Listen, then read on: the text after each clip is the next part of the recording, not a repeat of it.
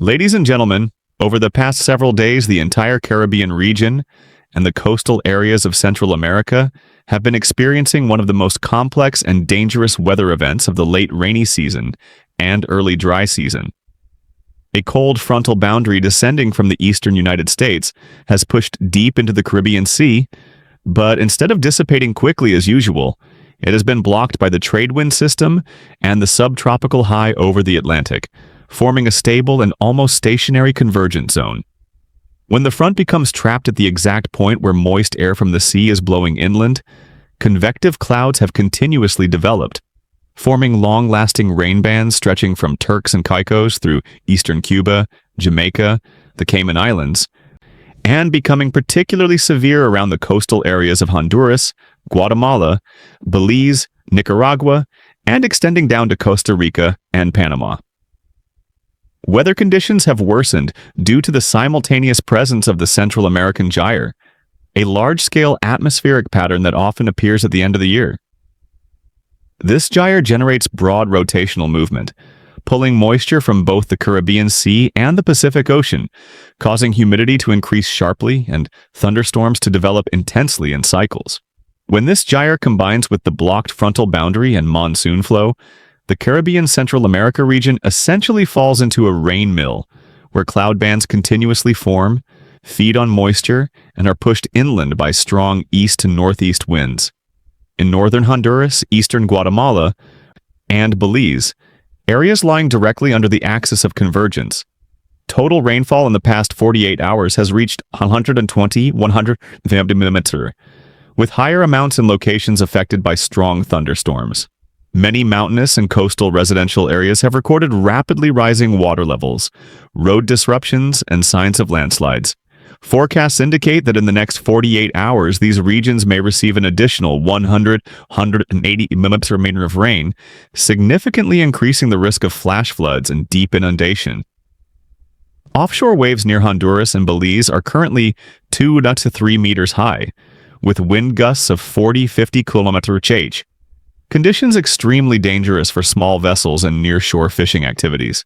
In Jamaica, thanks to changes in wind direction, moisture has been pushed westward toward Honduras, so rainfall has decreased notably, mainly appearing as short, localized showers in the late afternoon. However, the southern coastline of the island still faces large waves and strong winds due to persistent easterly flow. Coastal areas such as Morant and Pedro Banks continue to be advised to avoid going out to sea because ocean conditions are unlikely to improve quickly. In the Cayman Islands, weather conditions have temporarily calmed, but forecast models suggest that by the weekend, the moisture band will return, causing intermittent showers and thunderstorms. Winds here remain at 25-30 mph, increasing the danger for marine activities and beach tourism. Meanwhile, Cuba shows a very clear division of weather conditions. Western Cuba and the Havana Matanzas area are dry, cool, and favorable for daily activities and tourism. In contrast, eastern Cuba remains influenced by the weakening frontal boundary and a moist disturbance band, making afternoon and evening showers possible, accompanied by moderate to strong easterly winds. In the Bahamas, the stalled front has created a very clear weather boundary. The northwestern Bahamas, including Freeport, Lucaya, and Nassau, lie entirely behind the front and enjoy pleasant weather, clear air, light sunshine, and significantly reduced humidity. On the other hand, Turks and Caicos and the southeastern Bahamas are located near the edge of the system, and therefore still experience cloudy skies, strong winds, and scattered showers, occasionally with light thunderstorms. Seas in the area continue to have waves around 2 to 3 meters, sometimes reaching near gale levels, requiring extreme caution for vessels. Across the Antilles from Anguillas, Antigua and Barbuda, St. Kitts Nevis, Guadeloupe, Dominica, Martinique to Barbados, St. Lucia, St. Vincent, and Trinidad and Tobago, most areas are experiencing typical easterly trade wind weather. Quick, intense showers that end abruptly, without persistence or the formation of major systems. Strong easterly winds of 20-30 mph cause moderate sea conditions, especially on coastlines facing the Atlantic. Barbados and Grenada may face higher waves in the coming days, though overall rainfall remains minimal. The ABC Islands, Aruba, Bonaire, Curaçao, continue to experience prolonged dryness, with only a few isolated light showers, insufficient to improve seasonal rainfall totals. Forecast models for the next 5 to 10 days indicate that the frontal boundary will weaken very slowly. Many areas in the Central Caribbean and the coasts of Central America may continue to face long-lasting, heavy rainfall through the entire week. 7-day cumulative forecasts show Honduras, Guatemala, Belize, Nicaragua, Costa Rica, and Panama potentially accumulating 200-350 mm of rain. Some models such as GFS and ECMWF suggest the possibility of forming a weak cyclonic disturbance or low-pressure area near the Central American gyre.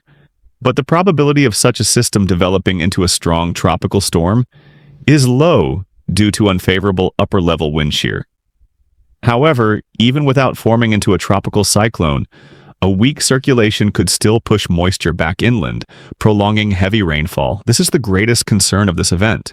For tourism activities, many destinations such as the northern Bahamas, Barbados, Martinique, or St. Lucia continue to enjoy good weather suitable for visitors.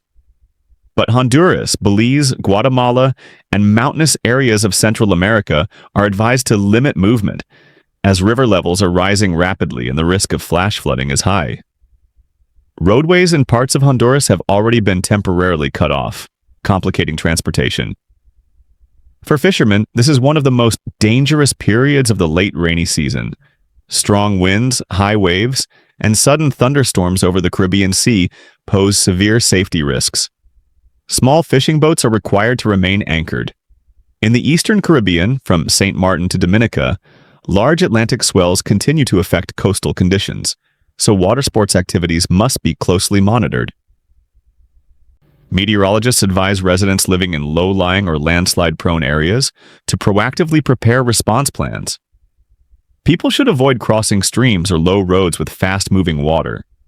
Households are recommended to stock essential supplies, clean water, flashlights, and charged batteries, while closely monitoring official weather bulletins.